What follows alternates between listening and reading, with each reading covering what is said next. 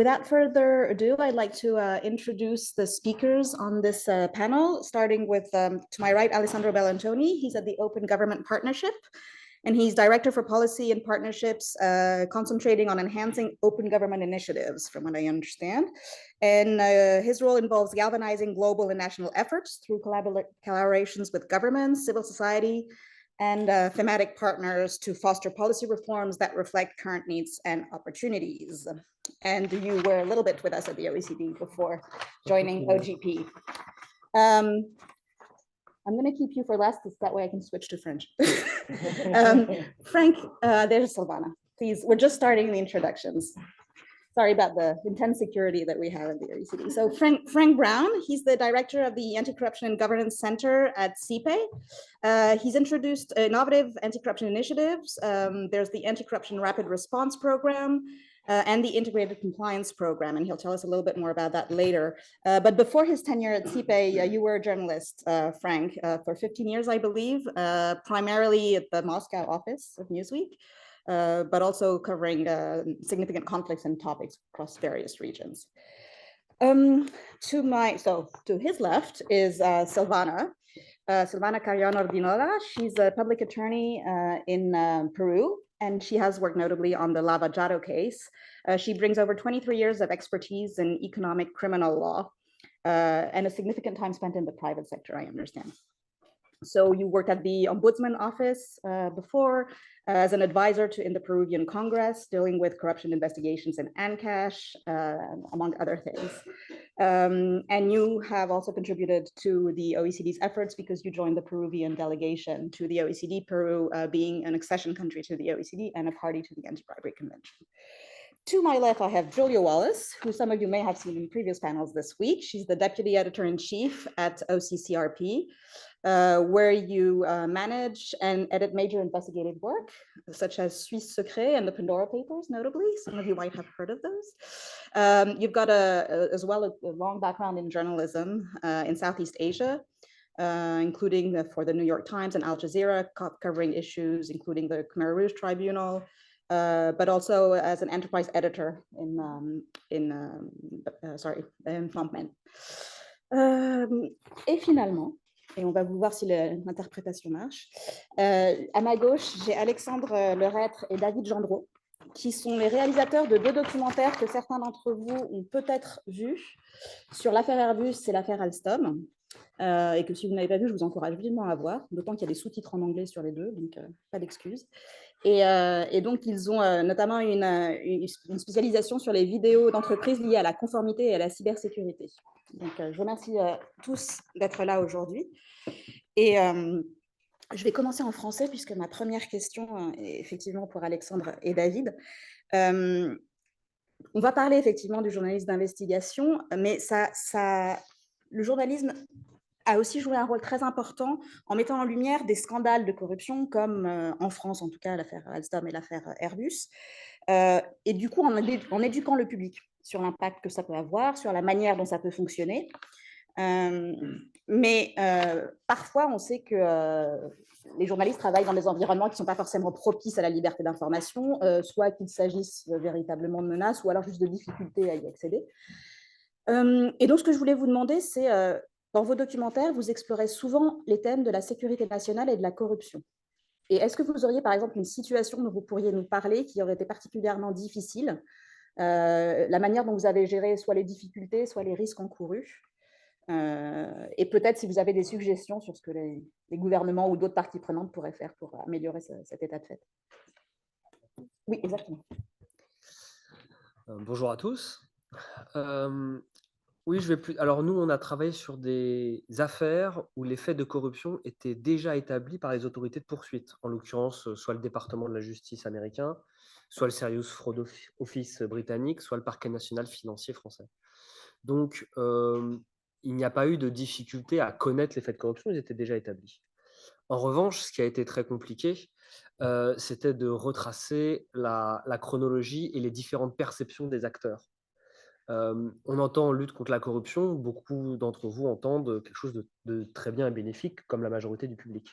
Mais il y a certaines personnes, dans certains cas, qui y voient d'autres choses et de manière tout à fait légitime. Par exemple, de la guerre économique, quand c'est de la lutte contre la corruption qui vise uniquement des entreprises stratégiques françaises, par exemple, de la part des Américains, et que ces poursuites engendrent ensuite des rachats, par exemple, par les grands groupes américains. Donc vous vous retrouvez, par exemple, avec une autorité de poursuite, par exemple américaine, le département de la justice, qui se retrouve confrontée, par exemple, au service secret français.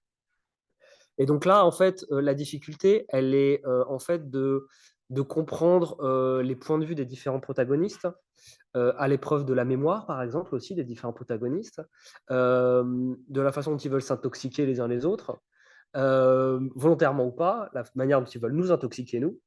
Et donc, vous vous retrouvez face à un labyrinthe, en réalité, où vous devez tout croiser, tout sourcer et comprendre pourquoi les différents acteurs perçoivent les choses d'une certaine manière. Et savoir si c'est de bonne foi ou pas. Donc, je dirais que la plus grande difficulté pour nous, en tout cas ce qui concerne nos enquêtes, c'était ça. Et ça demande pas mal de rigueur et de rencontrer beaucoup de gens et de se documenter énormément.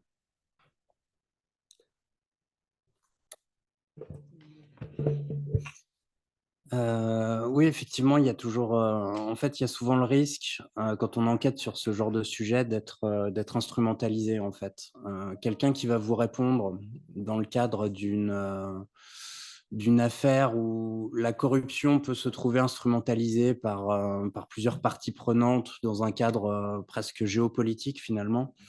Il faut toujours vous demander, d'où va vous répondre la personne qui va vous répondre. Est-ce qu'elle a envie de se venger de quelqu'un? Est-ce qu'elle s'est faite virer elle-même éventuellement, parce qu'elle a été accusée d'actes frauduleux dans cette histoire?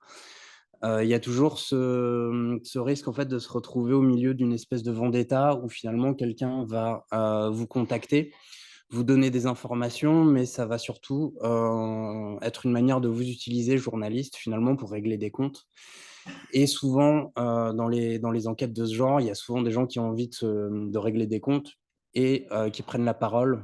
En tout cas, en privé, ils veulent pas être cités, mais qui prennent la parole, dans ce but-là. Donc c'est vrai que en tout cas, il faut pas prendre pour argent comptant tout ce qu'on vous raconte. Si nous, à partir de nos enquêtes, on voulait faire un portrait extrêmement à charge de quelqu'un, ce serait très facile. On aurait juste à compiler, toutes les choses, toutes les crasses et les dégueulasseries qu'on nous a dit, par exemple, sur le directeur de la conformité, d'Airbus, parce que forcément, il s'est fait beaucoup d'ennemis, parce qu'il a nettoyé, les écuries d'Augias, comme, certains disaient. Ça aurait été très facile de mettre tout ça bout à bout et de faire un portrait, extrêmement à charge, de lui.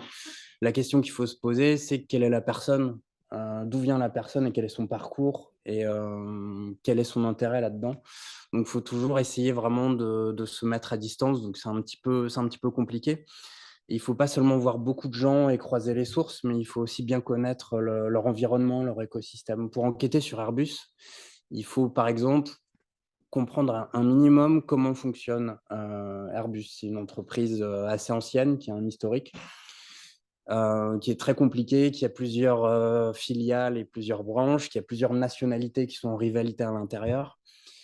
Il y a des clans également, suivant les études que les gens ont fait, les entreprises, que ce soit là, s'ils viennent du public ou des équipes de Lagardère dans les années 2000, c'est pas du tout la même perception, surtout par rapport à la corruption aussi.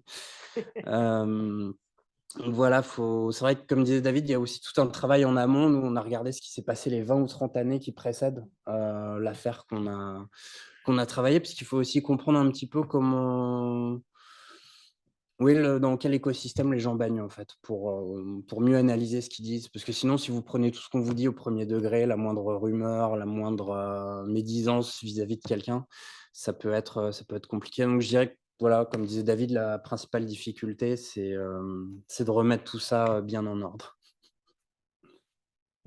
Merci. Effectivement, quand on regarde le documentaire, on voit que c'est assez équilibré en ce sens-là, qu'il y a différents points de vue qui sont exprimés. So if I might turn to Silvana and Julia, following a little bit, so perhaps then more on the risks of retaliation, which obviously is a different setting than the one you were operating, David and Alexandre. But it's a significant concern, obviously, for journalists and for law enforcement officials who work on corruption cases. in some countries more than others, but nevertheless, it's still I think a serious issue, and one we wanted to highlight in the context of our work on anti-bribery. So I wonder if you could share insights into the protective measures and the support systems that need to be in place to safeguard individuals in these roles. So maybe turning to you for the journalist and then law enforcement. Yes, please. You need to press this one. Yeah.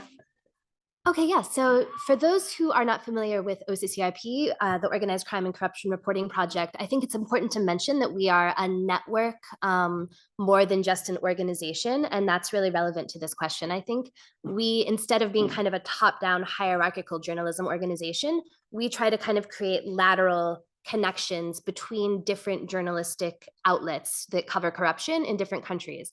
And the reason for that is that the topic is just so infinitely complex and so, so dependent on local context that there's no way that I'm an editor in Amsterdam, can understand fully these local contexts. So the goal of how we're set up is very much to devolve power and allow local organizations to kind of make as many decisions as possible. So this is actually very relevant to the question because security also is very much, I think, a local issue, and the context, the most dangerous stories for journalists are very often at the nexus of organized crime and corruption.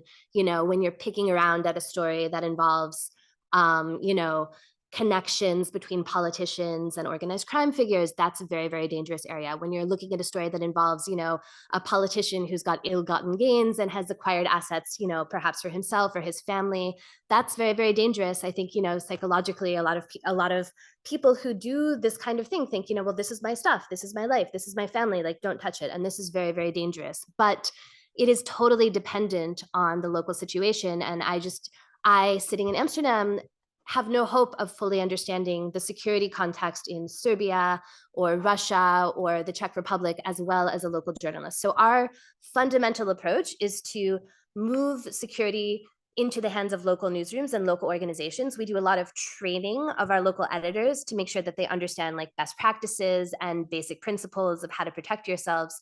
But fundamentally, they need to be making the decisions in their newsroom. And so we basically, try to provide them with funding to set up their own security protocols that work for them, because security is such a local issue that they are best suited to respond to it. And I think another very important point is that we are really kind of not believers in saying, you need to apply to an international organization like, Reporters Sans Frontières in order to get funding, to leave your country, to flee, So we have a rule with our people that, if you're scared, if you're in danger, like, you leave, you make the decision, we will support you however we need to after the fact. So that's another way of kind of like devolving the power to journalists to make decisions about their own security, which I think is the main solution to this. One other point that I think is very important to make is that sometimes when we have had to relocate journalists, it can be very difficult to get visas for them. And, we're kind of a believer in allowing journalists to get the most expensive visa possible when they have to leave and relocate to another country. We have some people who are reporting on corruption from abroad in exile who are doing truly amazing work, like really, it's very like moving to think about how difficult it is to work under these circumstances, not able to return to your country, not able to use your own name for your stories. And when they're also kind of having to scramble to get a visa to stay in exile and keep doing this work, that just, it feels almost like adding insult to injury. Yeah.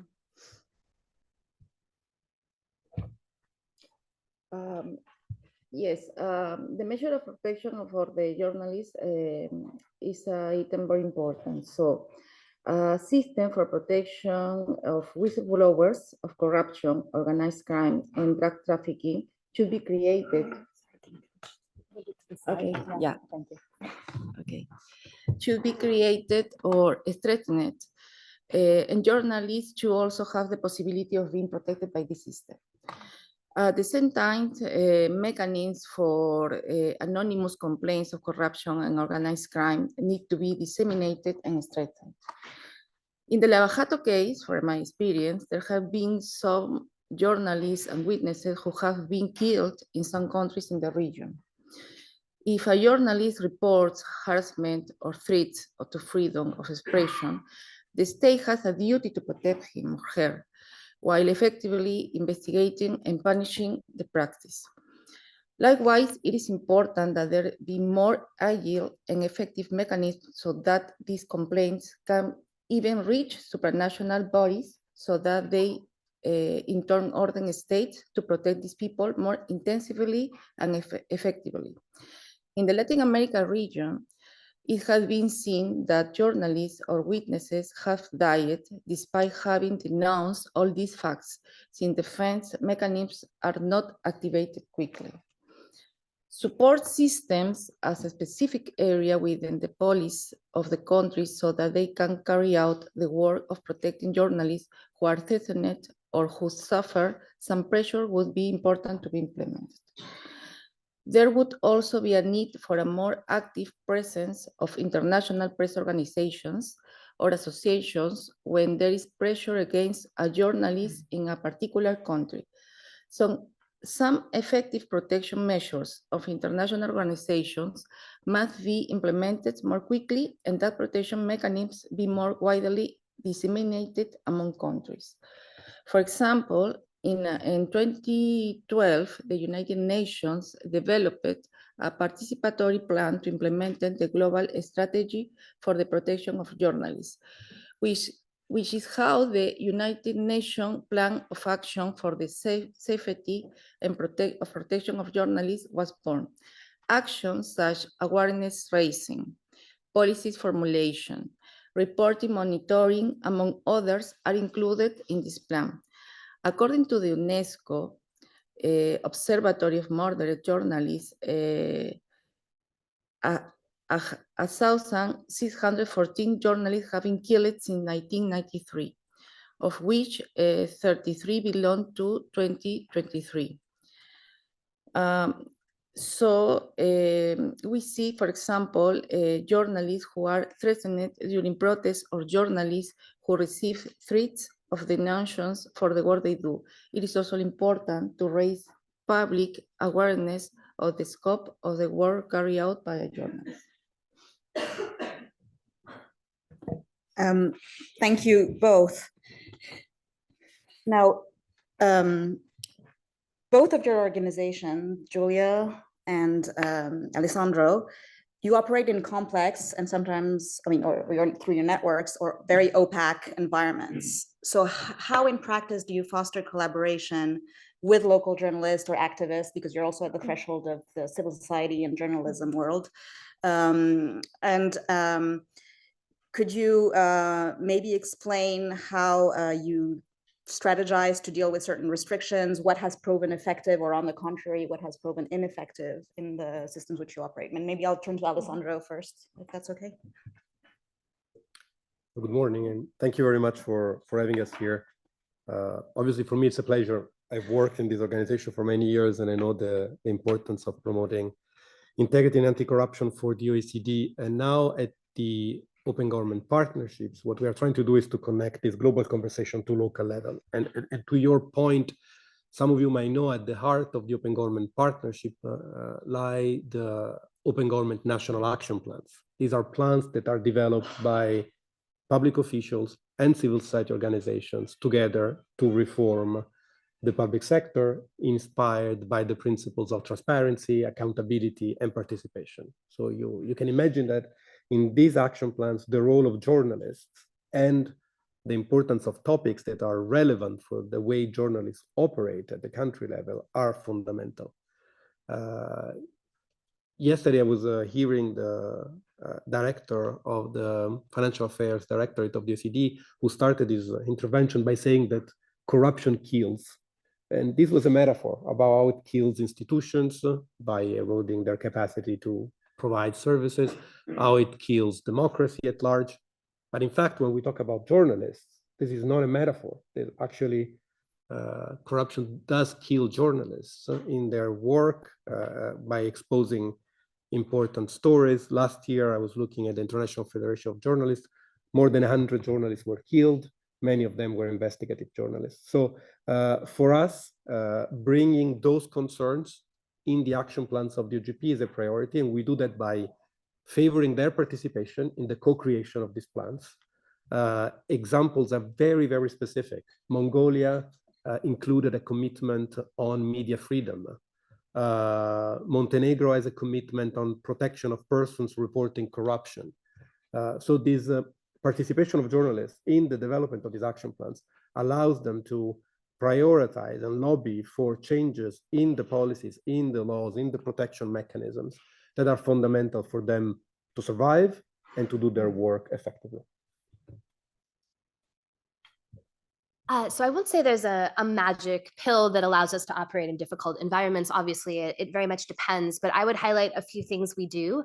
First of all, very obvious, but just to say, you know, building trust between ourselves and our local partners, that can be very difficult because they've often seen people come in and try to help and kind of bungle the local context. And then, you know, on our end, we need to know that what they're doing is true and accurate and fair and that it meets our standards. You know, we have a very, very, very rigorous fact-checking process. And so, you know, that process of building trust and making sure we can show them that we understand the difficulties they're operating in and they can show us that they kind of understand, you know, everything that they're doing is really, really the most important step. And then once you have that, everything kind of just goes like fire. Another thing I would say is really critical is carving out a very clear space for ourselves as journalists, people who inform the public. We are not activists. We do not have a political agenda. We are not law enforcement. We are not, you know, anti-corruption law enforcement. And that's really, really, really important to just like kind of protect that space for ourselves as journalists and to encourage our local partners to do it as well, because a lot of the ways that we're seeing people being targeted is by accusing them of being political pawns. We have a very serious situation right now in Kyrgyzstan where 11 journalists have just been summarily jailed in January. They're our local partners. They don't work for us, but they're part of our network, and we have worked with them on stories. And as is very common, the accusation is, you know, well, you're political, you're creating unrest, you're creating political confusion, and you know, the way to deal with that is to really arm ourselves and say, you know, we do not have an agenda. We are agnostic about what happens. We're against corruption. And one of the very, very important ways that we do that is actually by documenting everything we do. Sometimes our stories even are a bit dry, I've heard, and that's because, you know, it's a little bit more important for us to lay everything out, all of the evidence very forensically, than to try to be kind of like polemical and, you know, to make points at the expense of facts. And so, you know, we have this rigorous fact-checking process. We try to put documentation in our stories wherever possible and explain how we came to the conclusion that a corrupt scheme is occurring. And that's, you know, to really say like, we're doing this because we found facts and these are the facts, and we're giving them to you because that's our job, is to inform the public. And that the more difficult the environment it is, the more important it is to create that space. And I think one last thing I would highlight, which is very, very important. I've been banging on about this, but the importance of having a network and connecting local people to a global network is critical, because, you know, we have a story in Azerbaijan or Kyrgyzstan, and, you know, frankly, probably none of you will read it. Like, that's just a fact. But when we're able to connect local journalists to journalists at The Guardian or Le Monde or, you know, many, many other like larger media outlets, like that is very powerful. And when we all do a story at the same time on the same day, that's kind of giving that imprimatur to that work and saying, you know, we support these people as colleagues, and we think that this story they're doing is important enough to be on the front page of The Guardian. And like that is really meaningful, and it's very like, you know, it's like emotional and moving to the people we work with. So it just shouldn't be underestimated how powerful that is. Thank you both. So we heard that, of course, you're coming from a different angle as a journalist as you would as a prosecutor on the anti-corruption, but yet it's why we're all here today. So I'm going to still delve a little bit more into this collaboration between law enforcement and investigative journalism. And we here at the OECD, we work with countries, we look at different ways through which they can fight bribery and corruption. And notably, we know that detection is one of the greatest challenges, because nobody wants, I mean, you know, it takes two to tango. Neither the person who paid the bribe or who received the bribe is going to be the one coming forward, or rarely. And so that's why in our instruments, but also in our work, we look very much and we welcome the role that the media plays in the fight against foreign bribery. And we also, so it means looking at press freedoms, but also access to information, that sort of thing. And also looking at how law enforcement may proactively gather information from media reports to increase their detection and enhance investigations, although we hear fully that the angle you're coming from, and that's precisely what we wanted to get at. And Silvana, if I can turn to you first. So your work in recent years has focused on the infamous Lava Jato investigations in Peru, which is a very high profile case that has been extensively covered in the media. And in your experience, could you share with us what has been the collaboration between law enforcement and media in advancing corruption cases in general, perhaps this one in particular? And are you able in some instances to rely on information that's collected by or published by the media that you can use maybe as a starting point or a point to further your investigations? Yes, absolutely. From my experience of the Lava Jato case, the work of the investigative journalist has been fundamental for the protection of the evidence, for the deterrence of reprisals against some public officials, as well as the knowledge of the truth.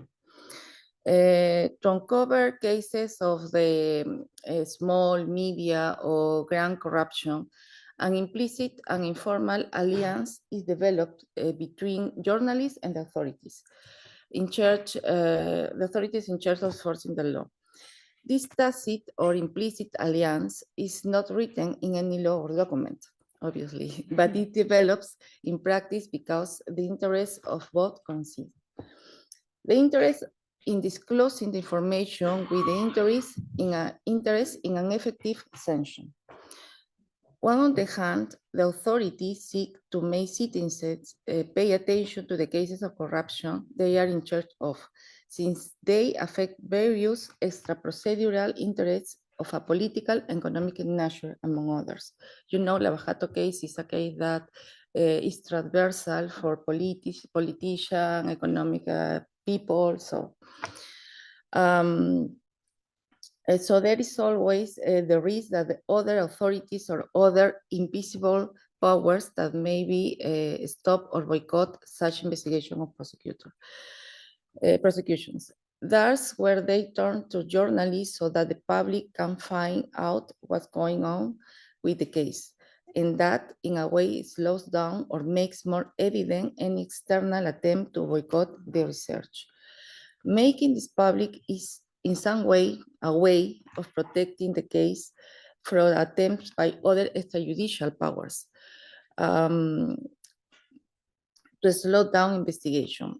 And on the other hand, the interest of journalists is to obtain information that may be of public interest, that illuminates the dark shadows of power so that citizens know what is happening with the authorities or with the government in general. Thus, these interests converge and generate an implicit alliance between justice operators and the media. In many cases, journalists rely on justice operators as their source, and justice operators use journalists as a vehicle or means of information to publicize the investigation they have.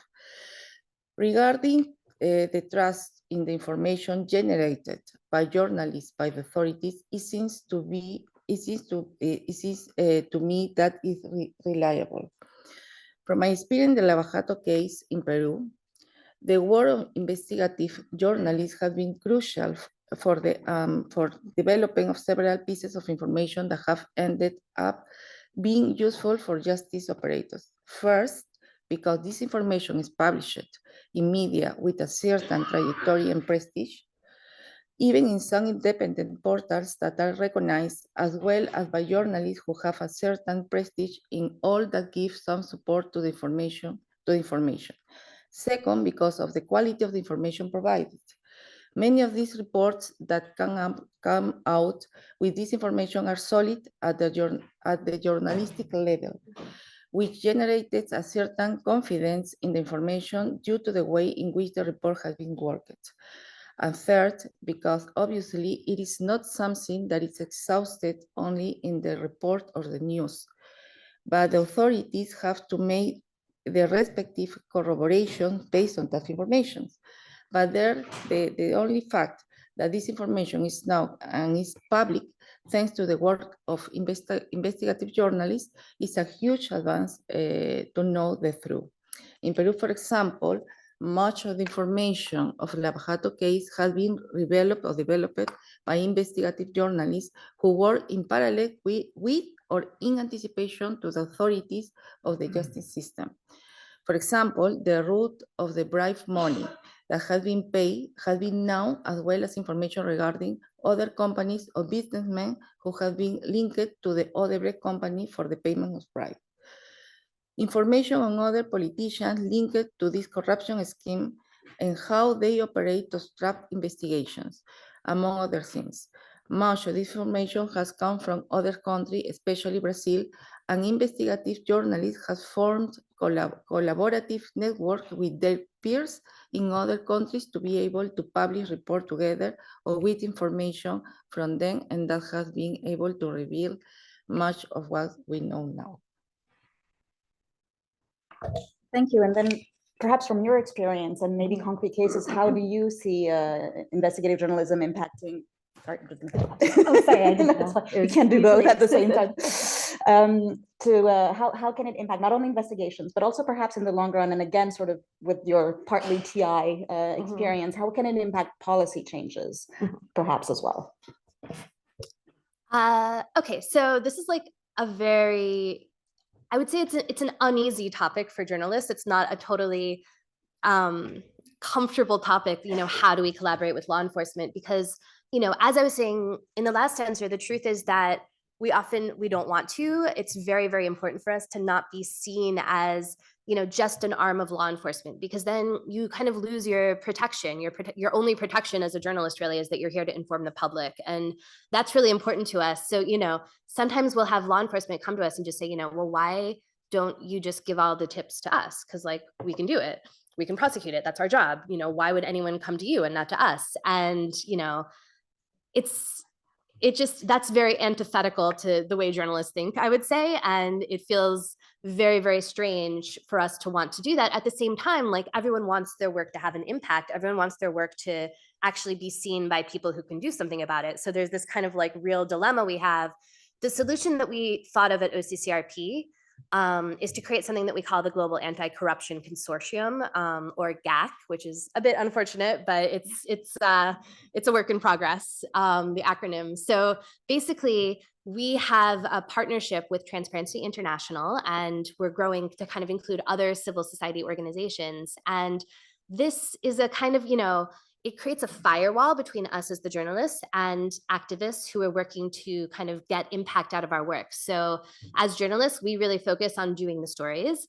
However, then we're able to kind of, you know, have somebody who's the head of the consortium who works really closely with Transparency and can kind of do things like make submissions, basically. So I have a note here that we've done through the Global Anti-Corruption Consortium, we've done 78 submissions to enforcement authorities in 21 different jurisdictions. And a lot of them are about cross-border things, because we write a lot about cross-border corruption. Most recently, we've done 30 submissions related to sanctions evasion in Russia and Belarus. And, you know, the head of the Global Anti-Corruption Consortium just emailed yesterday our whole group of editors at OCCRP and said, you know, our most recent story on sanctions evasion was discussed in the UK Parliament and included in a new resolution about not letting kind of like tools of war fall into the hands of Russia. And that is an amazing feeling. And it's also amazing that like we don't have to do it ourselves. We have a mechanism to allow that to happen without us.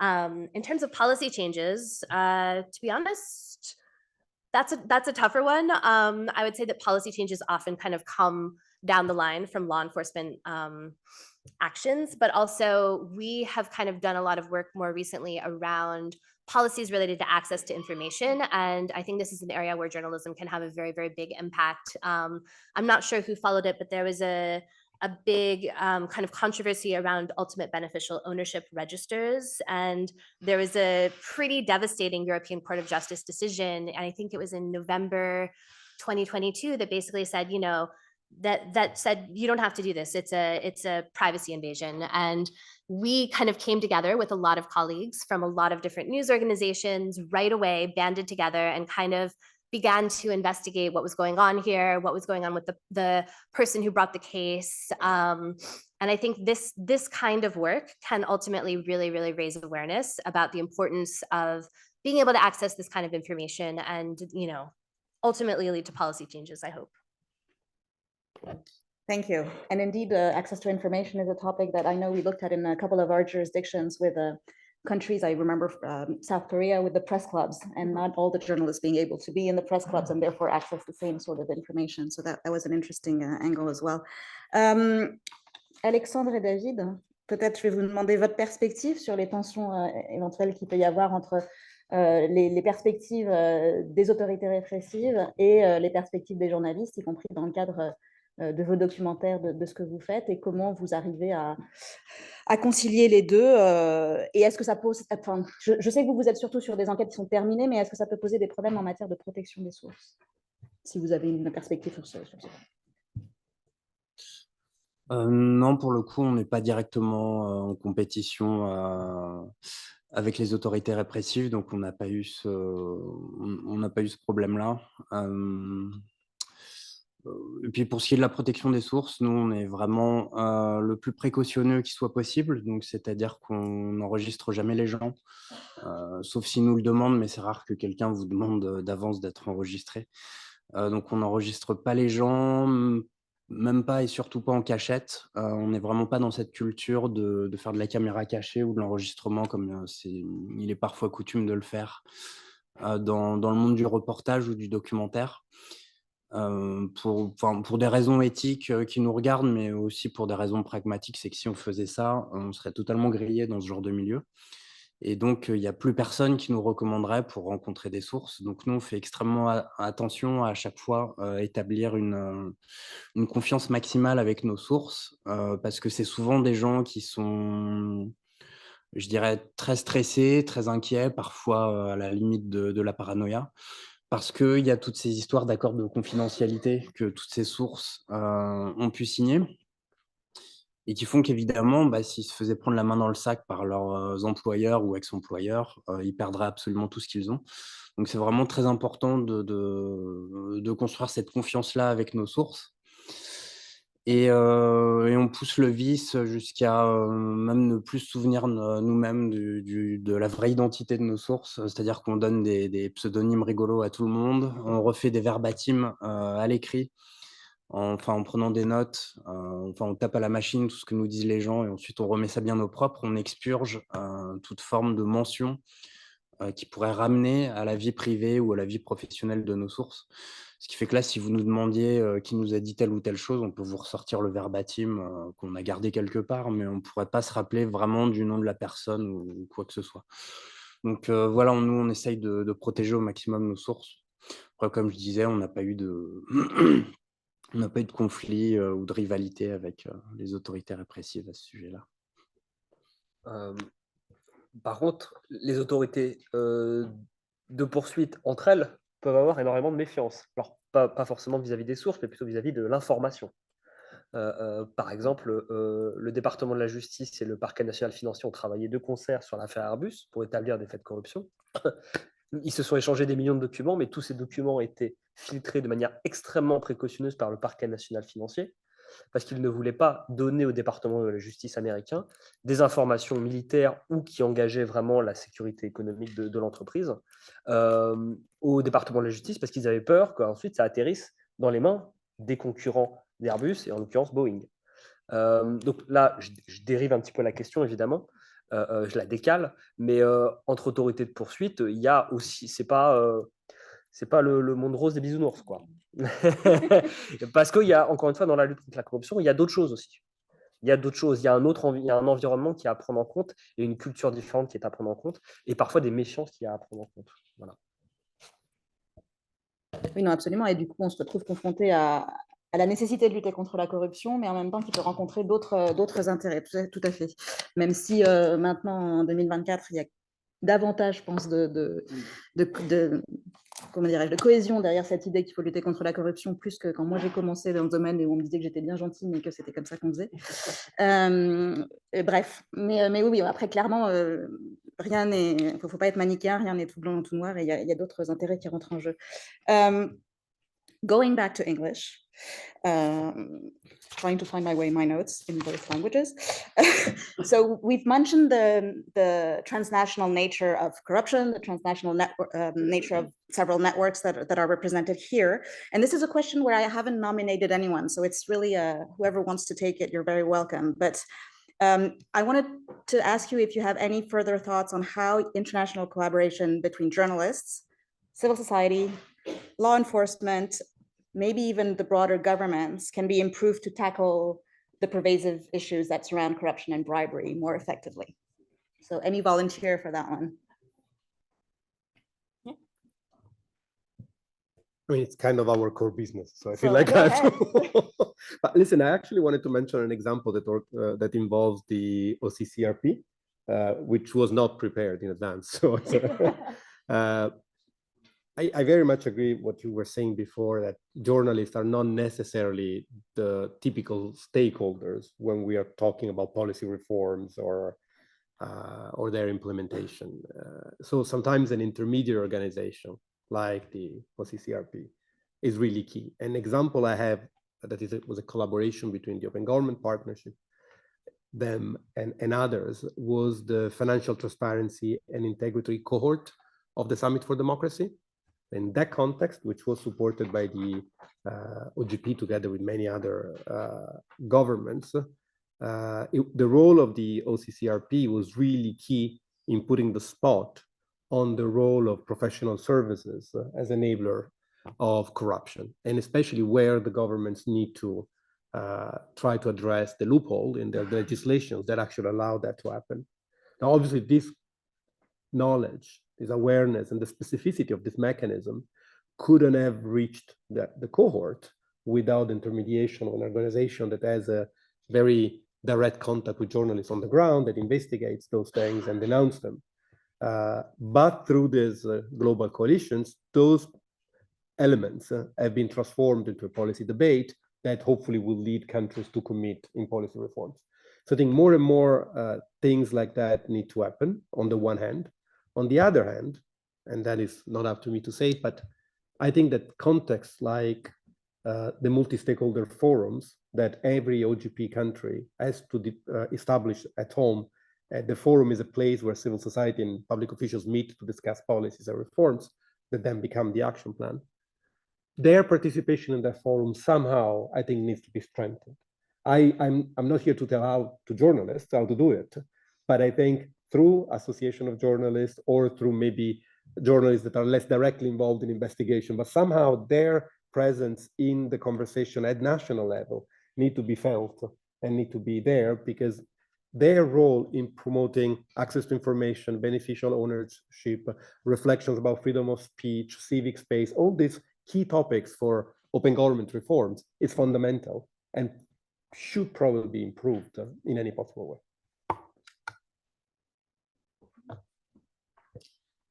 Well, in my experience, for example, for Lavacato case, that is a case that is transnational corruption, right?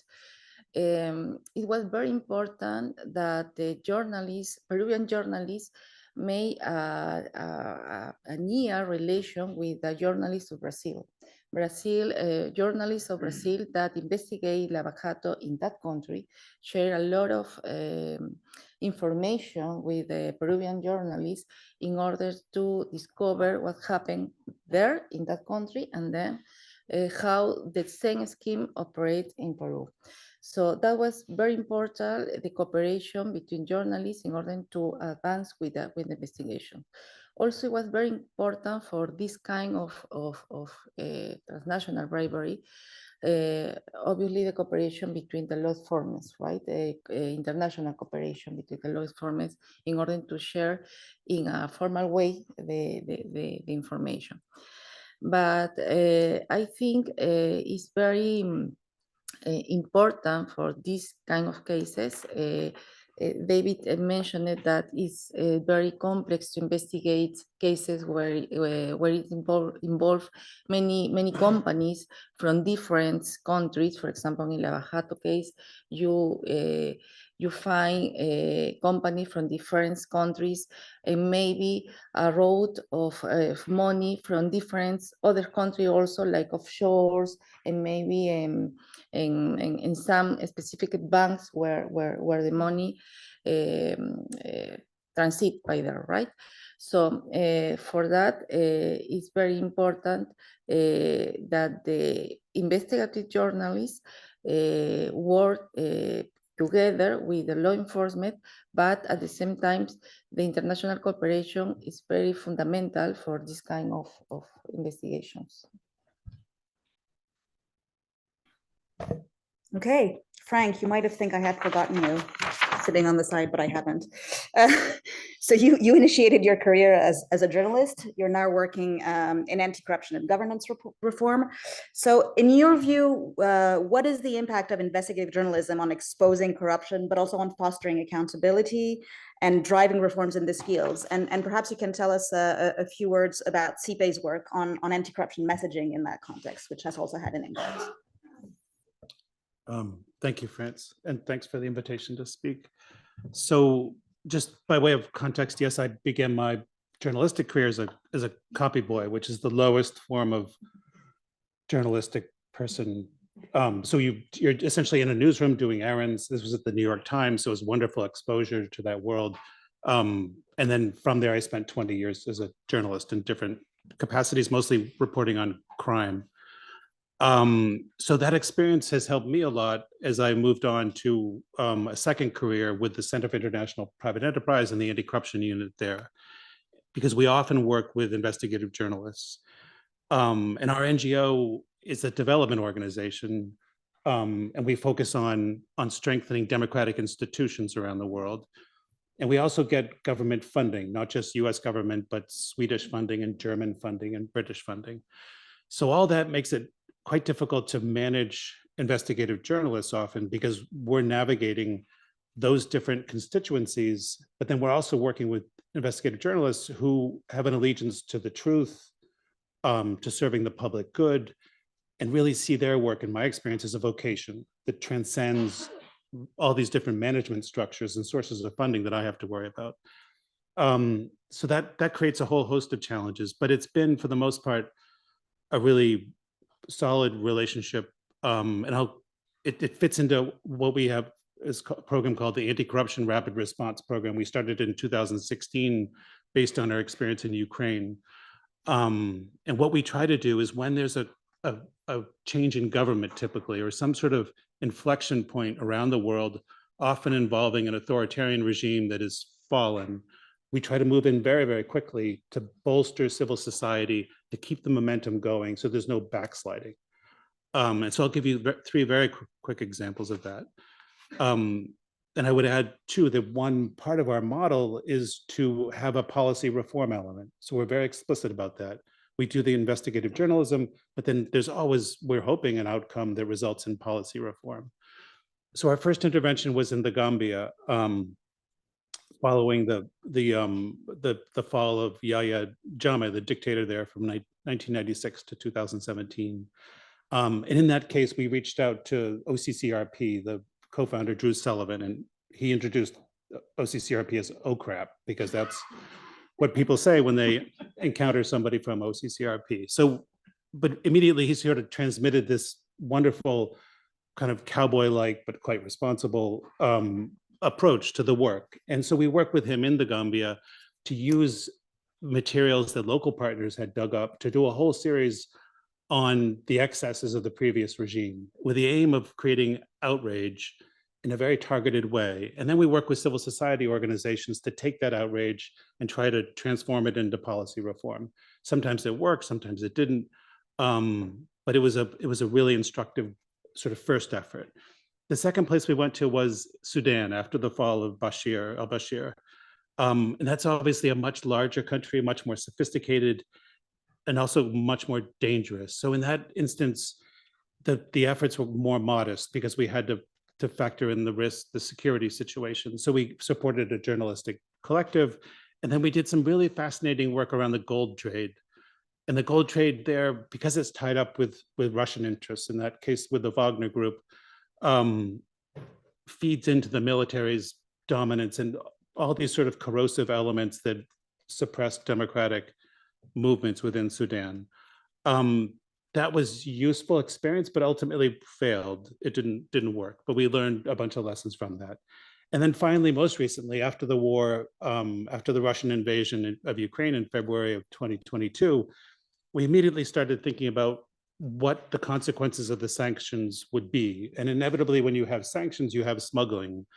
So we worked with some investigative journalists in Georgia to document not only the sanctions evasion and the smuggling, but then even more interesting to ourselves was the degree to which the smuggling and the much higher rate of bribery was resulting in an undermining of these remarkable anti-corruption reforms in Georgia that that President Saakashvili had put forward.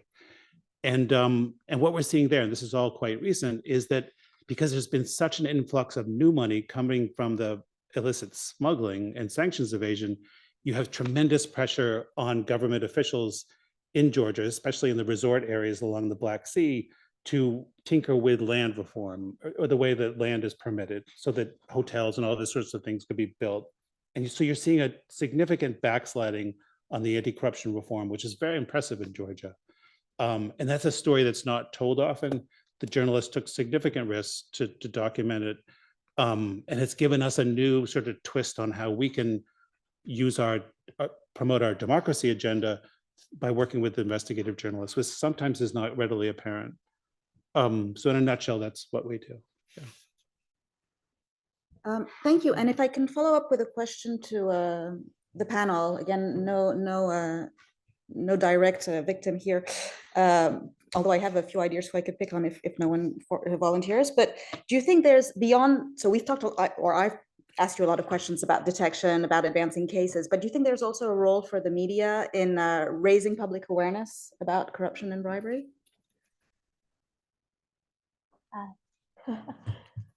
Yes. Okay. Yeah, I mean, this is a very, very important part of our role. And it's actually, you know, sometimes it's easy and sometimes it's very hard because increasingly the types of schemes that we write about are kind of, you know, they feel very abstract. Like when corruption is very, very local and somebody just like, you know, steals something, that's very easy to explain.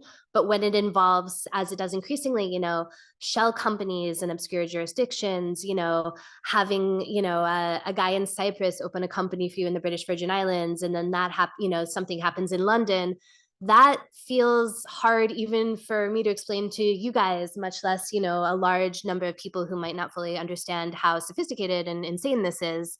So, you know, this is something that we're going to be putting a really, really big emphasis on at OCCRP. We are, you know, we're basically putting a large amount of resources into figuring out what types of new ways we can connect with audiences and explain this, whether it's, you know, with a meme or a short video, which is increasingly kind of like, you know, becoming an important journalistic a way of communicating, to a longer video. But I think we basically have recognized that we need to get this message out that, you know, even if it seems like it doesn't affect you, that it's not in your area, that it's like a bunch of rich people just doing some stuff with some companies, it really, really does. And here's why. So yes, I think this is critical.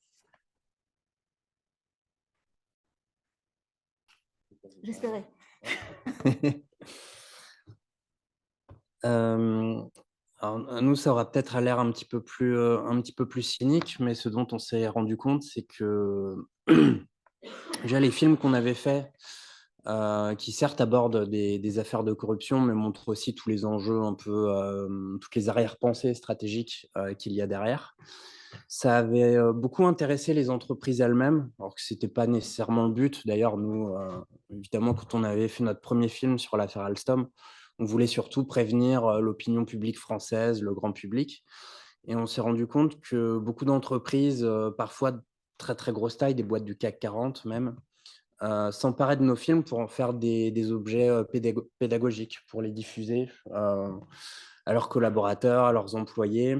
On a vu que nos films tournaient aussi beaucoup dans des formations, dans des écoles spécialisées sur des questions de compliance, de lawfare, d'intelligence économique.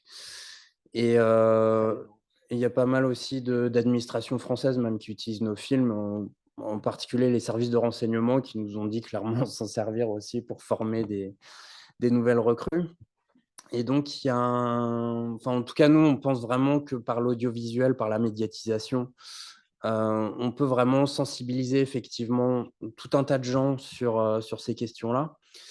Et si ces gens-là s'y intéressent, c'est pas tant pour des raisons morales, à savoir que évidemment la corruption, c'est pas bien. C'est aussi de voir quelles sont les conséquences juridiques très concrètes qui vous tombent dessus si vous commencez à mettre le doigt là-dedans. Quand vous êtes une entreprise poursuivie pour FCPA, Foreign Corrupt and Practices Act, franchement, c'est pas drôle. Enfin, tout le management de votre boîte, il se fait décapiter à la fin et à la fin, tout le monde est viré.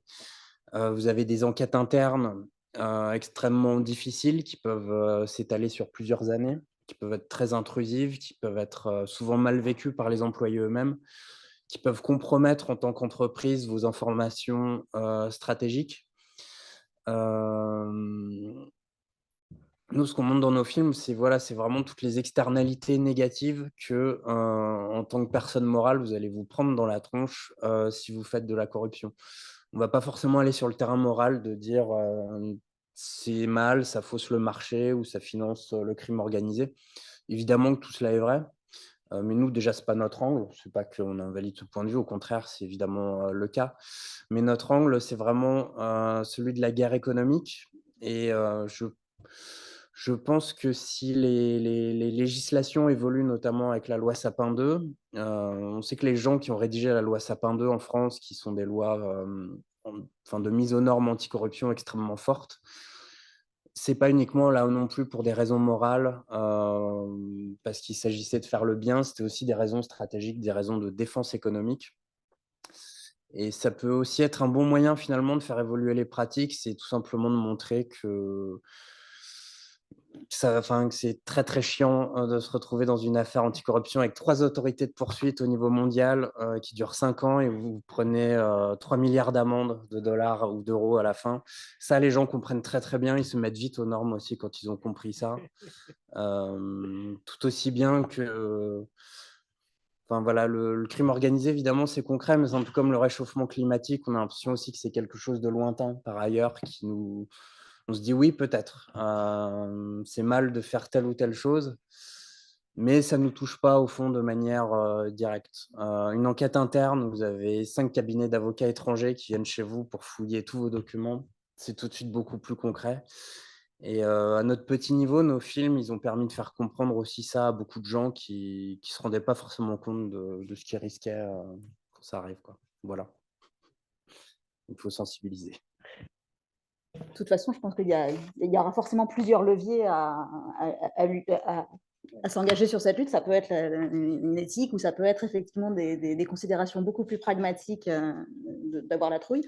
Mais quelque part, c'est aussi ce genre d'action, effectivement, qui avait peut-être d'autres. On va pas s'engager. Enfin, je ne vais pas m'engager aussi d'autres buts que juste lutter contre la corruption, mais c'est ce qui a poussé néanmoins effectivement l'adoption de la loi Sapin, ce qui a poussé alors, il y a l'affaire Airbus et Alstom avant qui ont poussé à cette évolution et au fait que la justice française s'est un peu réveillée sur cet aspect. Mais avant, il y avait eu Siemens, ça avait eu un peu le même effet en Allemagne. Donc effectivement, il y a un côté où même les entreprises elles-mêmes sont finalement demandeuses, c'est-à-dire on préférait que ça se passe ici en fait plutôt que. Donc ça peut avoir, même si ce n'était pas forcément la voie qu'on avait envisagée au départ, ça peut avoir des effets secondaires bénéfiques. Je vais poursuivre avec une question dans laquelle je vais un peu fusionner celle qu'on avait un peu prévue sur les technologies parce que j'aimerais bien laisser du temps pour les Q&A. Donc, vous en avez déjà un peu parlé, mais vos films nécessitent beaucoup de fact-checking, de recherche, de vérification. Et notamment, vous avez aussi regardé des questions qui sont potentiellement des informations sensibles, dangereuses éventuellement quand on touche aussi au domaine de l'armement notamment. Comment est-ce que vous gérez ce genre de défi et est-ce que vous pensez que les nouvelles technologies, open data, le fait de pouvoir que l'intelligence artificielle puisse peut-être aider à gérer à rechercher une grosse quantité de data d'un coup, est-ce que c'est des choses qui peuvent, vous pensez, dans le futur, aider dans la manière de mener ces enquêtes? Oui, sur le plan théorique, mais on l'a pas pratiqué. Donc, on a fait quelque chose de très, très artisanal aussi pour la protection des données. C'est-à-dire que si par exemple, si on enregistrait quelqu'un, même avec son accord, et que je l'avais sur mon ordinateur et que je me faisais hacker parce que j'étais surveillé, bah, en fait, même si ce n'était pas mon intention, son identité fuirait et on saurait qu'il nous a parlé. Donc nous, on a fait quelque chose d'assez artisanal avec beaucoup de papier. Et pour tout ce qui est communication, vous utilisez beaucoup de sécurisation, beaucoup de messagerie sécurisée, beaucoup d'SMS qui s'effacent au bout de 24 heures, enfin ce genre de choses. Donc là-dessus, on a évité du coup l'intelligence artificielle avec un cloud et tout.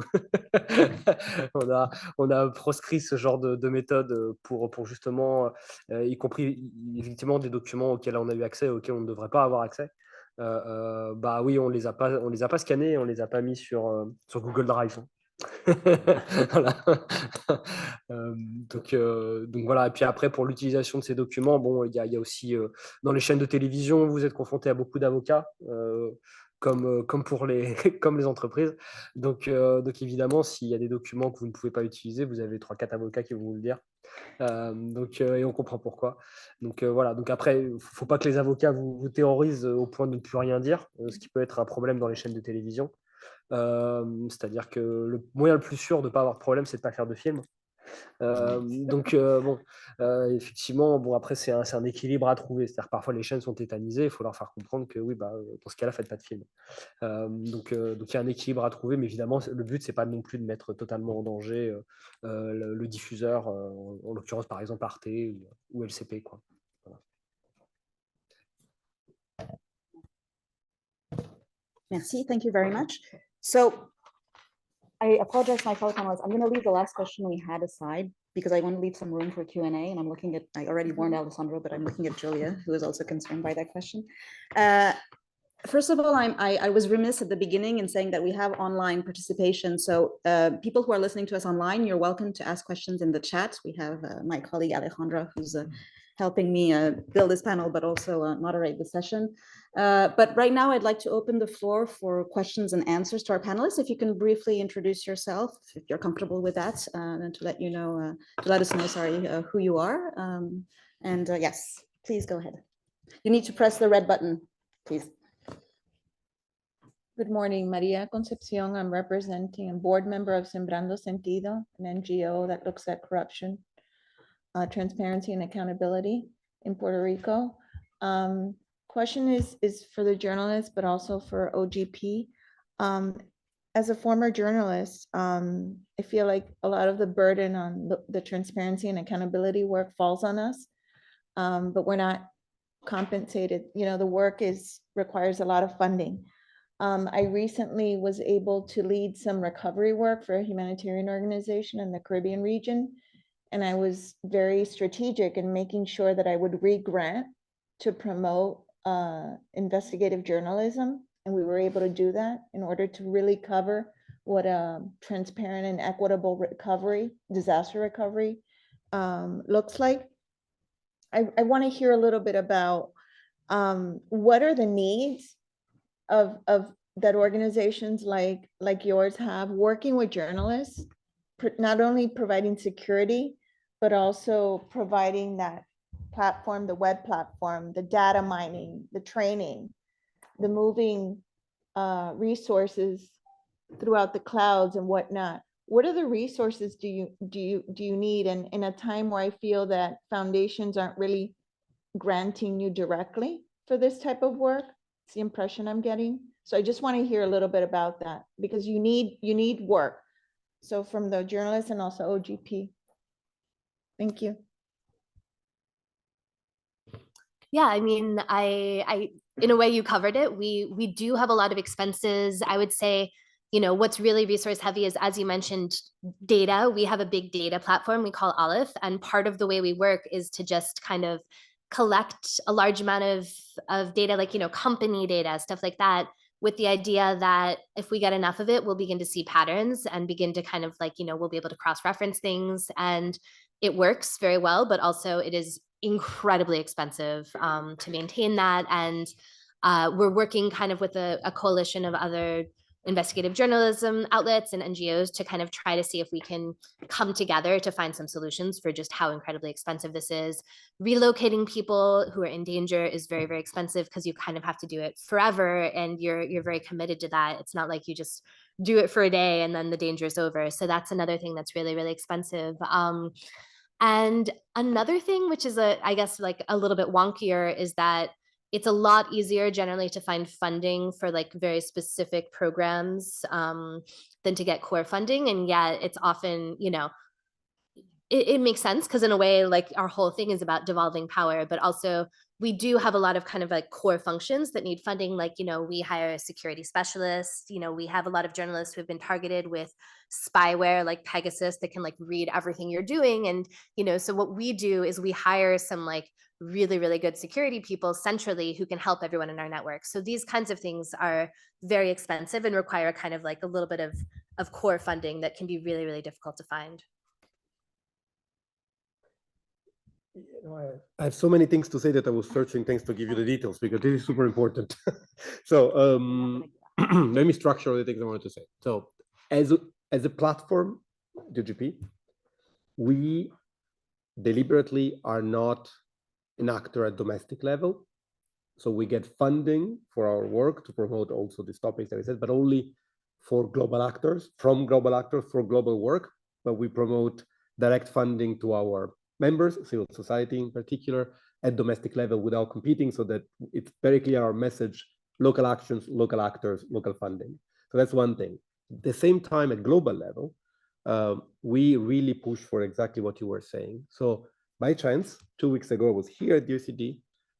There was a meeting of the GovNet. GovNet is the development donors that work on governance-related topics.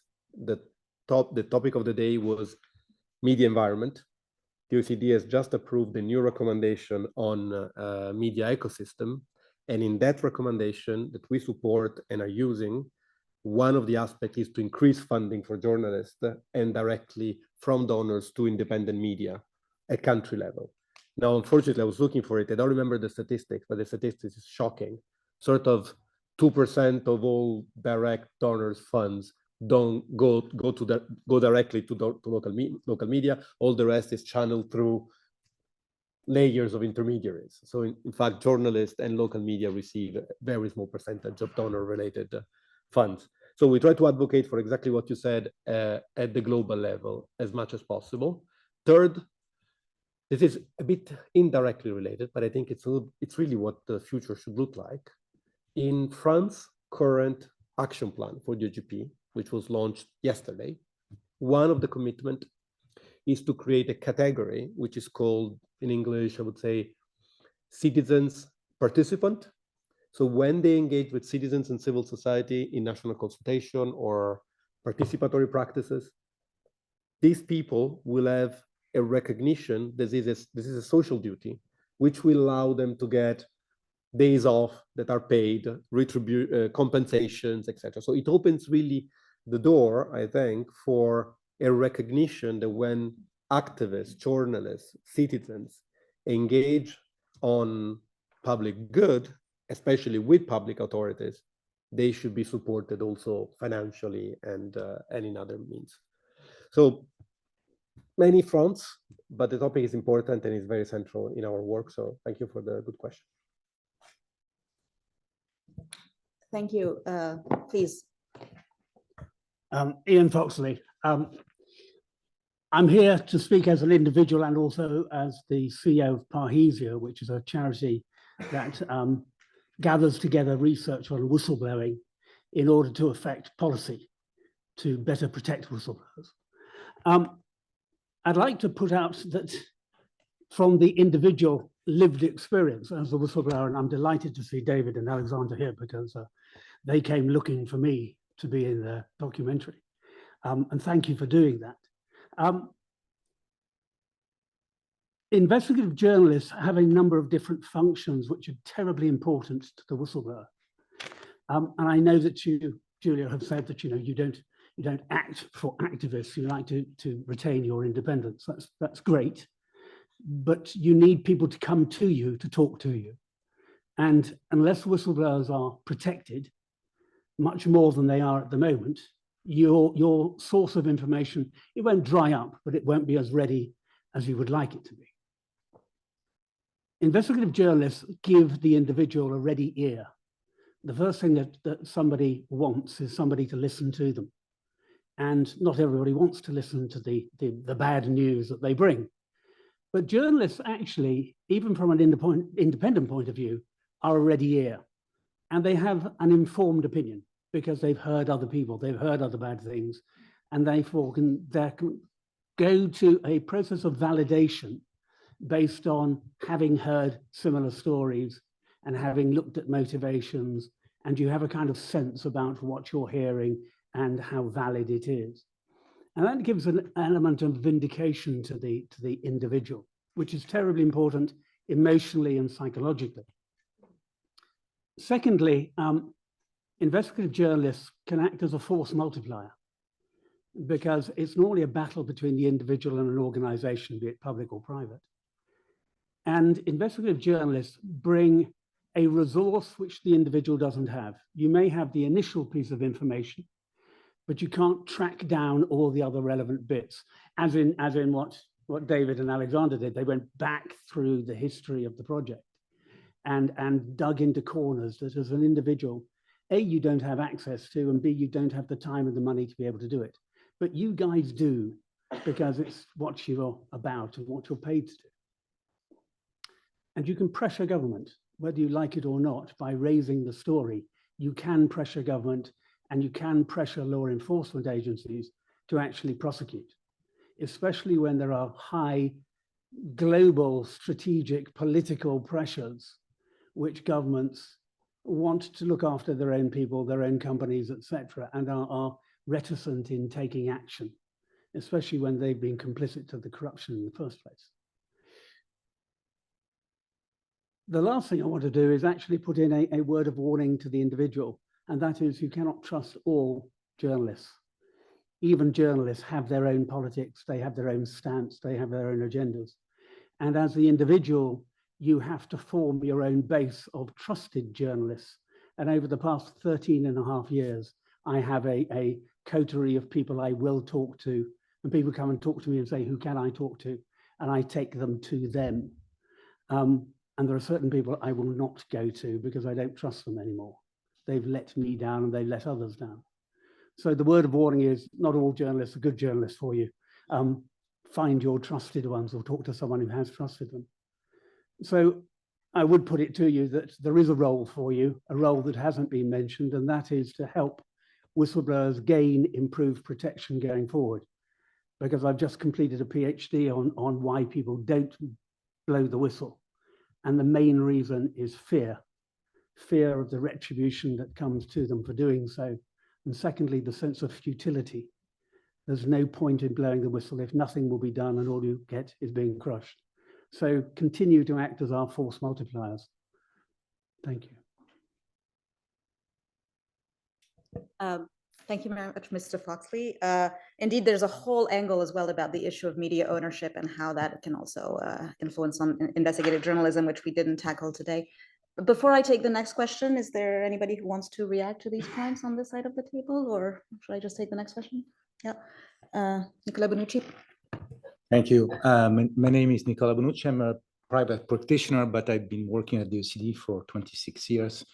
And I was the general counsel between 2005 and 2019. Maybe picking up on in particular, one of the points raised by the previous intervention and being again, not really politically correct. I would like to, to go back 18 years ago. 2006, United Kingdom, British Aerospace. British Aerospace is a typical case in which the case was brought by media, by investigative journalists, in particular by The Guardian. And it would be interesting, by the way, to see if ever there will be a new foreign bribery report, if the source of cases, which was 5% from media in 2014, has increased since then. I'm pretty sure it has. But what is interesting is that few months later, going to your point, in a very reputable newspaper, weekly newspaper in the UK, an article suddenly appeared, very critical of the then Secretary General, using informations were correct in large part, but with a narrative which was clearly aiming at undermining the Secretary General of the OECD, which had taken a fairly strong stance in this particular case. And the article was, as I said, coming from a very reputable newspaper. So my question is, we have seen in the NGO community the appearance of what is now called the Ngongo, the governmental, non-governmental organization, i.e. non-governmental organization established by some governments in order to foster their agenda. Do you see a risk of this happening in the media space, that you have journalists, government journalists or people related to that? So that's my first question. And the second question, going to your last point, one of the difficulty now clearly is what is a journalist, because you have a number of people intervening on the media who can have a lot of influence, can put up a lot of facts or so-called facts, and it's very difficult for normal citizen to disentangle those from others. So how can investigative journalists also address this phenomenon of people pretending to be journalists, or less, I don't know, I don't even know if there is an international agreed definition of journalists, but how you can disentangle this from other forms of media?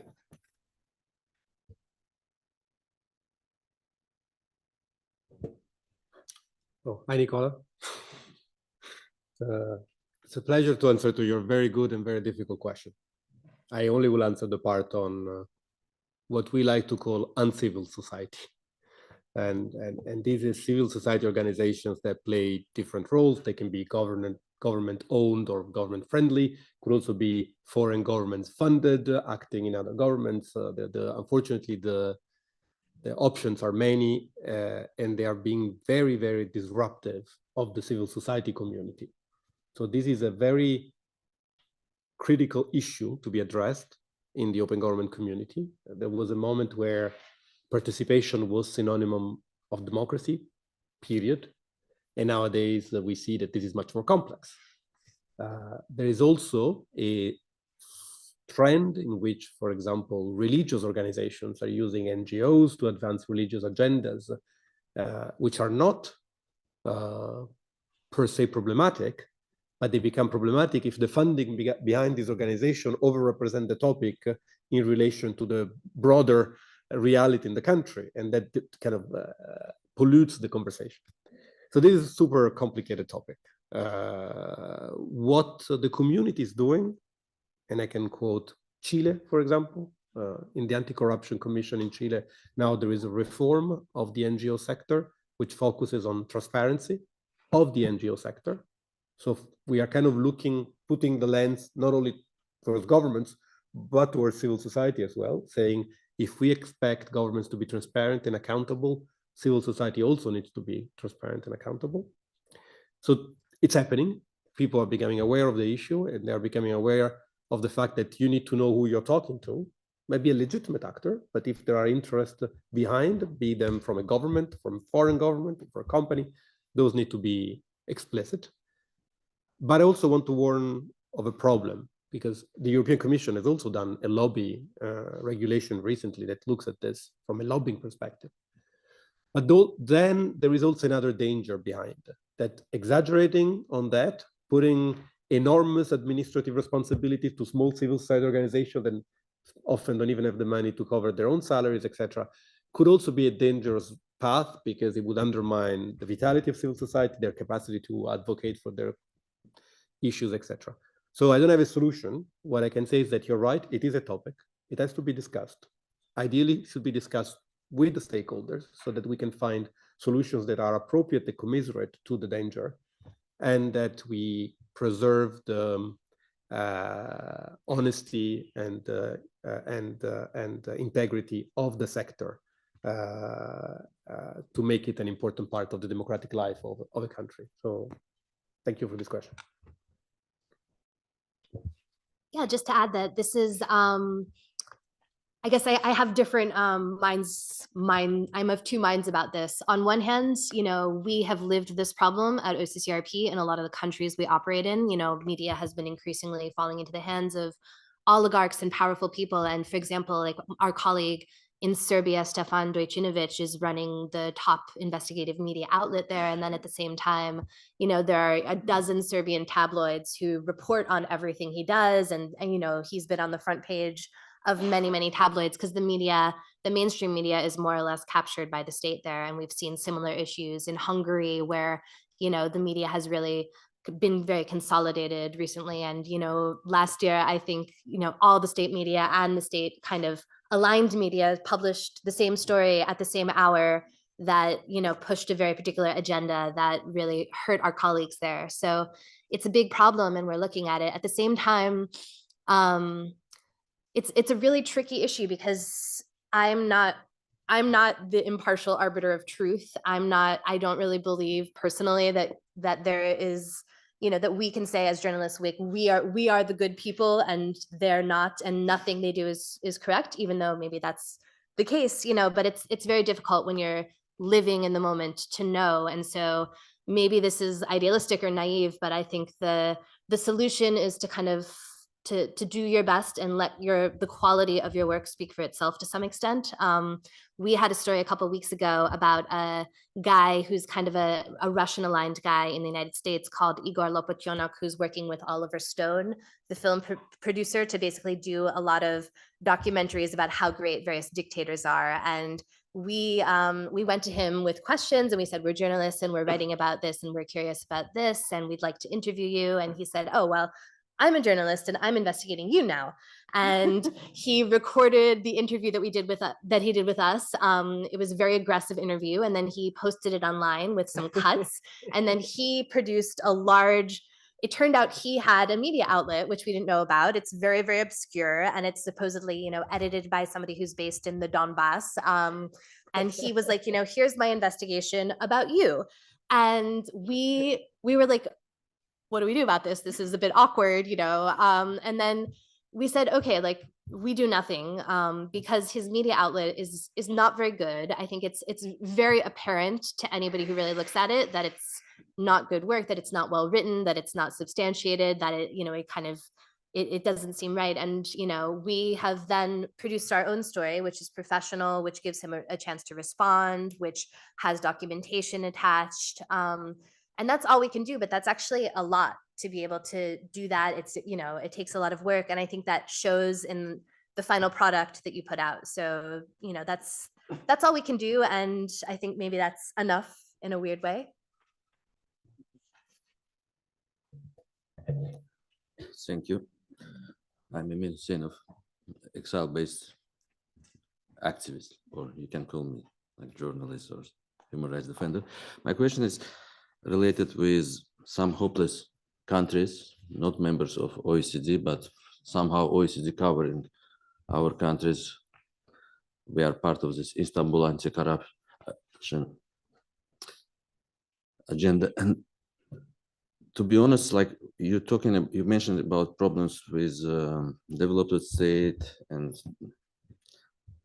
middle states, but in Azerbaijan or in Turkmenistan, for example, investigative journalists have a much more bigger problems. For example, we always complain during the OECD events by years and years for its lack of funding for investigative journalist community in Azerbaijan or exile-based investigative journalist community. And you know what's happened after 2 years of our criticism, EU decided to support like investigative journalism in Azerbaijan, and they're delivers like $100,000 for independent journalist groups for a year. And they said, go and expose corruption. And we told them, guys, if you want someone to expose like grand corruption, kleptocracy, authorities, it's super difficult to do it inside the country. You need to evacuate these people. They say, no, it's possible. People want to do. And now, imagine like journalists received 300 or 400 euro salaries. He's exposed corruption for $1 billion. He arrested with FATF and Moneyball recommendations, which is they're produced also for NGO, as like you say, for some countries already start to mention, for NGOs also must be transparent. They are arrested like 15 journalists with this money smuggling cases, tax evasion cases, and money laundering accusations. Imagine like, because person received 400 salary from EU, and his like a mistake because he received these salaries informally by Western Union, by cash, because country restricted foreign funding. And we told to EU, for guys, establish like NGOs, help to our activists establish NGOs, investigative journalists, NGOs in the Brussels, in European capitals. Don't use this way, which is Lukashenko already destroyed civil society in 2020. Nobody listening us, everyone looking for cheap solution. And my general mistake, do you think for it's enough? I'm sure for its lack of funding, not biggest problem for local journalist community, it's lack of funding from all international even I'm sure for OCCRP, ICFJ, everyone have a lack of funding, because what we're exposing, even OCCRP, we are exposing peanuts compared with the global economy. And how it's possible to change situation for local journalists, international journalists, investigative journalists, who is exposed to corruption, so it's exposed billions, but it's again, it's a part of the iceberg. How it's possible to do bigger, let's say, outcomes?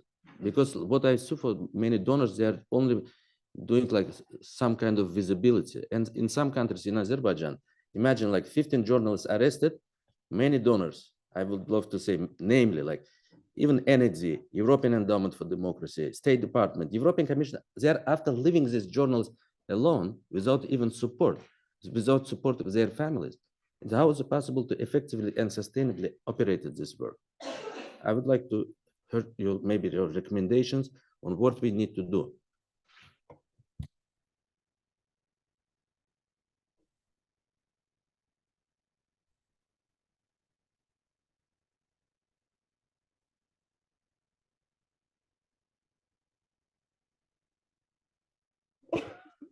This is, again, I think I might repeat quickly myself. Also, we are very late, but it's a super important point. I think there is an awareness, a growing awareness about it in the international community. If you look at this recommendation that the Donors Assistance Committee, Development Assistance Committee of the OECD passed literally last week on media ecosystem and media environment and information ecosystem, I think it's called.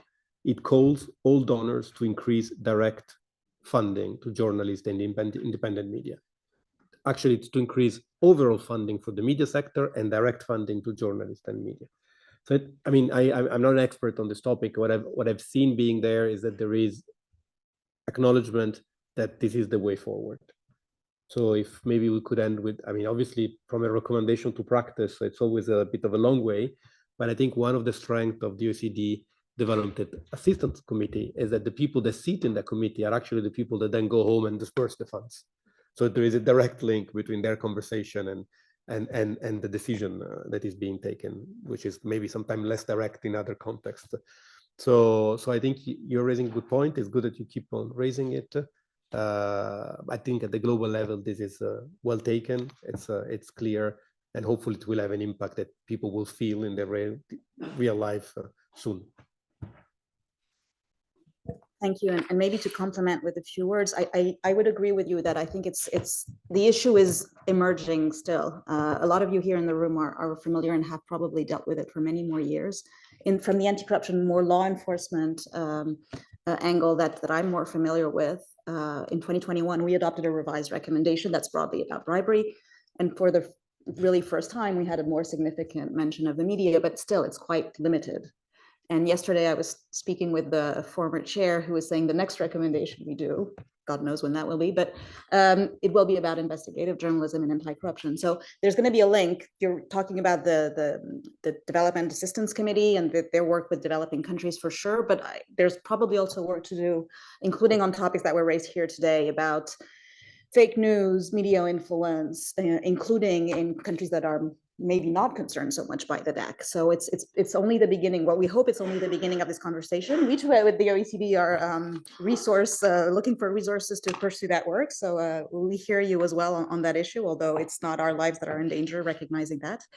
But anyway, as we conclude this really insightful session, I really want to extend my deepest gratitude to our esteemed panelists here, all attendees for your contributions. It was really very insightful and even I think moving for me in several instances, and your dedication to promoting transparency and fighting corruption through your different lenses and with different goals, of course. We hear that, but I think in the end they're pivotal to safeguarding democracy and the rule of law, also to fighting corruption, and also I think highlighting the collaboration and the importance of cooperation between different actors, the media, public authorities, law enforcement, civil society. Thank you all even for being here this week and today. I think it shows your commitment to making a difference and being part of the sort of vital conversations that take place during this week and in other places as well in the world. I'd be remiss, in addition to thanking our panelists, if I didn't thank my colleagues, so Alejandra, who helped me put this panel together, but also my colleagues, Mariana, Maria, Elodie at the end, and the interpreters. Thank you very much. We have immediately following, and we touched a little bit upon it, a panel on whistleblower protection starting in about 20 minutes. So if you want to stay, you're very welcome. And otherwise, thank you very much. And I really hope we can pursue this conversation. Thank you.